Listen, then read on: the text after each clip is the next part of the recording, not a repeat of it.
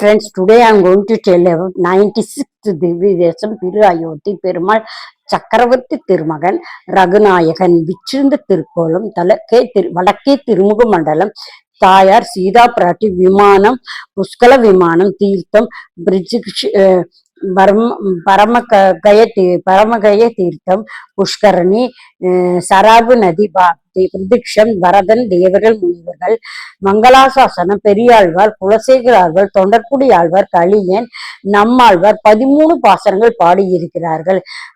மகாலேர லக்னா மார்க்கத்தில் 5 கிலோமீட்டர் முதலில் நாம் அனைவரும் பார்க்க வேண்டியது, அனைவருமே விரும்பி வாழ்க்கையில் ஒரு தடவை பார்க்க வேண்டிய, கண்டிப்பா அங்கிருந்து என்ன ஆனோம் என்னமோ பெருமாள் எழுந்திருக்கிறார். உள்ளே போனா போக முடிகிறதா?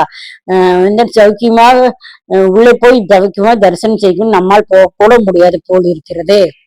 பட்டணம் ஸ்ரீராமன் அவதார பூமி. ஸ்ரீராமன் அவதரித்தார் என்று சொன்னால் ராமன் கிளம்பு பரமபதர் போக வேண்டும் வேண்டுகிறார்.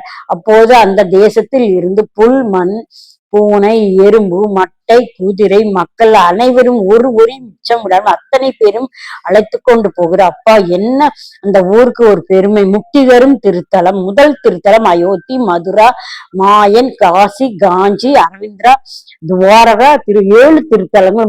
முதலாக பெற்ற திருத்தலம் அயோத்தி. ஸ்ரீ வைகுந்தத்தில் இருக்கும் சிறிய பகுதியை பகவான் பிரம்மாவுக்காக கொடுத்து, பிரம்ம தன் மகன் சுயம்பு மண்ணுக்கு கொடுத்து மனு கொண்டு வந்து சராயும் ததில் தெற்கு கரையில் இளந்தருளிய பண்ணியிருக்கிறார். அங்கிருந்து பெற்று வந்த பெருமாள் மனுவையும் பிள்ளைதான் இசவாகு. அந்த இசவாகு ரிஷிகள் மூலம் ராஜ ரிஷிகள் அவர்கள் ஒவ்வொருவரும் இந்த பெருமாளை திருவாதாரணை செய்கிறார்கள். அயோத்தி என்றால் அதை எதிர்த்து சண்டை போட முடியாது, உள்ளே போகவே முடியாது, தகர்க்கவே முடியாது. இன்னும் அப்படியேதான் இருக்கிறது.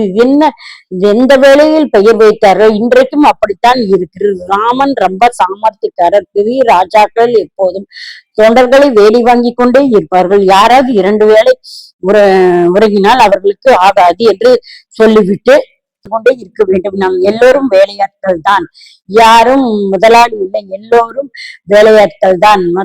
மொத்த பேரும் ராமச்சந்திரனுடைய வேலையாட்கள். நாம் பேசாமல் இருந்தால் யாரும் ஒன்றும் செய்ய மாட்டார்கள்.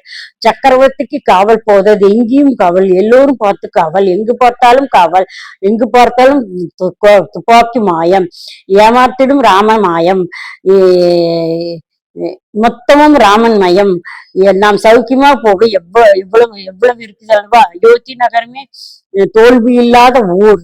வைகுந்தத்தில் சிறிய பகுதி இருக்கும் ஊர். வைகுந்தத்தின் பரமம் ஆழ்வார்கள், நம் ஆழ்வார்கள், குலசேகர ஆழ்வார்கள், தொண்டரடி ஆழ்வார்கள், திருமங்கை ஆழ்வார்கள் பாசரங்கள் பாடியுள்ளார்கள். அயோத்திக்கு போனால் 3 நாட்கள் தங்கி தரிசனம் செய்யலாம். சராயி என்றால் சராயி பிரம்மனுடைய மனசு பொரிய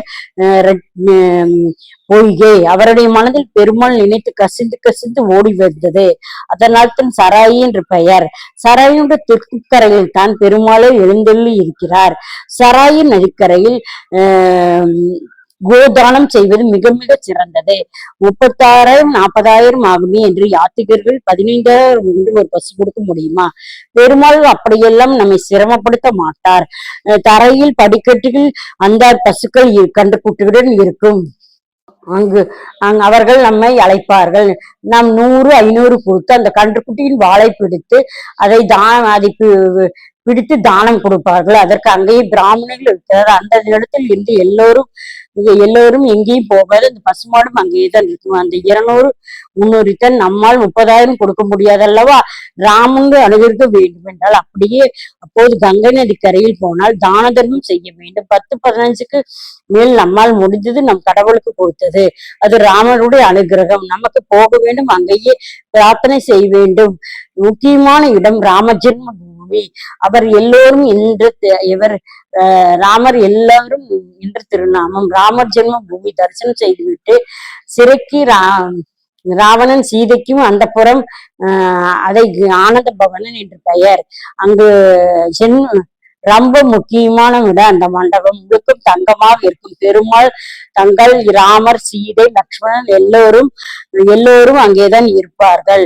எல்லாம் இப்போது போய்விட்டது. எத்தனை நாள் ராமனுக்கு சீதைக்கும் கனகபவன் ரொம்ப ஆச்சரியமான இடம். எத்தனை நாள் எத்தனை இடத்தில் பெரும் கொள்ளையர்கள் எத்தனை படையெடுப்பு அத்தனையும் தாண்டி தான தர்மம் என்று ஒன்று உள்ளது. அப்போது அது அசையாது நிற்கிறது. எங்கேயும் இந்த அது எங்கேயாவது ஒரு இடத்தில் படையெடுப்பு செய்தபடி இருந்தால் அந்த நாடே மாறி போடும். இந்த நாட்டை பெரிய படையெடுப்பாளர்கள் நம்ம அங்கேயும் இங்கேயும் எத்தனை புயல் அடித்தாலும் துவாரை ஒன்றும் ஆகவில்லை. துவாரை முழுக்க பூகம் அடியில் இயற்கை சீற்றம், அதற்கு அரசியல் மாற்றங்கள், கழிப்புணர்ச்சிகள், அத்தனை படையும் எடுப்பு, கொள்ளை இத்தனையும் தாண்டி தான் அயோத்தி நின்று கொண்டே நிற்கிறது.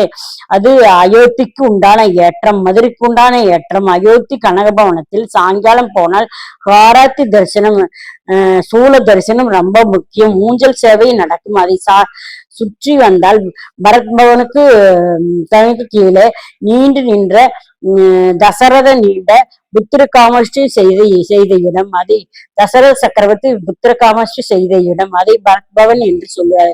தரிசனம் செய்கிறோம். லக்ஷ்மண் காட், புத்தர் காட் என்று இருக்குது. சராய் நதிக்கரையில் ஓரம் போனால் லக்ஷ்மணன் பதம் போவதற்காக ஒரு இடத்தில் இறங்கினார். வைகுந்தத்துக்கு போனார். பூலோகத்தில் புறப்படுகிறார். அது லக்ஷ்மண் காட் என்ற இடத்தில் இருக்கிறது. போனார். புத்தர் காட் என்பது ராமர் அங்கிருந்து இறங்கினார். எனக்கு கிளம்ப வேண்டும் என்று முடிவு செய்து அதே அழகான வெள்ளை உடைய வஸ்திரத்தை அணிந்து கொண்டு வசிஷ்டர் தன் தர்ப்பப்பிள்ளை எடுத்துக்கொண்டு ஊரே பின்தொடர் சராயு நதிக்கு போனார். ராமர் அங்கிருந்து பரமபதம் அடைந்தார். இது புத்தர் காட் இருக்கிறது. பஜன் பலி ஆஞ்சநேயர் சுவாமி உயரமான இடத்தில் உட்கார்ந்து கொண்டு இருக்கிறார். ராமனுடைய காவலை விட இவருக்கு காவல் அதிகம். என்னவென்றால் அங்கேயே காவலிலேயோ காவல்காரன் என்றால் காக்க வேண்டுமா, அதனால் தான் வைத்துக் கொண்டிருக்கிறார்கள். அதனால் தான் மேலே ஏறி போனால் சிகப்பு தெருமேனி செந்தூரத்திலே ஆஞ்சநேயர் நிலைந்திருந்து அருள்பாலிக்கிறார். அழுவது அருள்பாலிக்கிறார். சாப்பிட்டு கொண்டே இருக்கிறார். எல்லா இடத்திலும் இனிப்பு கடைகள், பெயருக்கு ஜனங்கள் பெட்டி பெட்டியாக வாங்கி கொண்டு இருக்கிறார்கள். மேலே போய்கொண்டே இருக்கிறது. அவருக்கு பாட்டிற்கு அனுப்பி கொண்டே இருக்கு. அவ்வளவு பசியோடு ராமர்கள் வச்சிக்க வேண்டும் அல்லவா, எல்லாவற்றையும் வாங்கி கொண்டு அனுப்பிக்கொண்டே இருக்கிறார். பெட்டி பெட்டியாக அப்படியே காட்டுவார்கள். எல்லாரும் எடுத்துக்கொண்டு இருப்பார்கள். கிழக்கே முழுக்க கடை. அவசியம் போய் தரிசனம் செய்ய வேண்டிய ஆஞ்சநேயர் சராயி நதியில் நித்தமும் ராமர் தெற்கும் ஆடி இருப்பார். அதே தீர்த்தம் ஆடி இருக்கலாம். அதுபோல நாமும் தீர்த்தம் ஆடலாம். இந்த ஆசையோடு நாமும் தீர்த்தம் ஆடலாம். இது வால்மீகி நெடுபவன் ரொம்ப ஆச்சரியமான இடம். 24,000 ஸ்லோகம் ராமாயணத்தில். 24,000 ஸ்லோகம் நமக்கு கல்வெட்டுகள் இருந்தாலும் நம் காதுகளுக்குள் ரீங்காரமாகும். எப்படி இருக்கும்? லவா குத்தர்களை கையில் வைத்துக்கொண்டு நீண்டு நெடிய உருவத்தோடு வால்மீகி பகவான் என்று கொண்டிருக்கிறார்.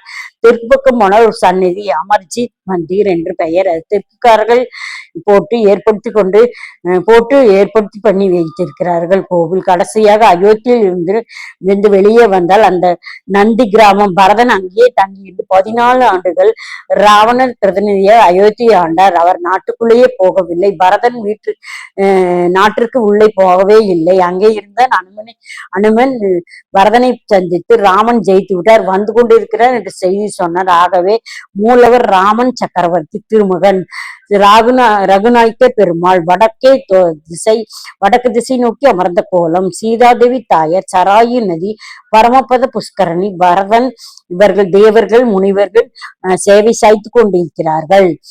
இடம் பெருமாள் அயோத்தி ராமர். அயோத்தி பிரம்மன் முதல் புத்திரனான நாராயண் வைகுண்டத்தின் மத்தியிலிருந்து அயோத்தி என்னும் பாகத்தை பிரம்மம் மூலம் கொடுக்க அதை அவர் மனு சக்கரவர்த்தி கழிக்க அவர் பூலோகத்தில் சராயு நதியின் தென்கரையில் ஸ்தாபித்தார் என்பது பிரதான ஸ்தல வரலாறு. அதனால்தான் அம்பு எய்தேன் அயோத்தி மண்ணுக்கே அளித்த கோயில் என்று வழக்கு உண்டாயிற்று. அதன் இன்னொரு காலத்தில் அபாரமற்காக ஸ்ரீமன் நாராயண் வைகுண்டத்தை முதலிலே இங்கு இறக்கி வைத்தார் என்னவோ. இன்றைய அயோத்தி பாரத மண்ணில் பக்தி மனத்தை கமல செய்து கொண்டிருக்கிறது என்றால் திரோதகுலத்தின் அயோத்தி எப்படி இருக்கும் என்று சொல்ல வேண்டியதில்லை. உண்மையிலே வைகுந்தமாகத்தான் இருந்திருக்க வேண்டும். தரிசனம் செய்வோம். ஓகே, நாமும் அங்கு சென்று ராமனுடைய திருவருளை பெறுவோம். Okay friends, bye. Please subscribe my channel. Okay, bye.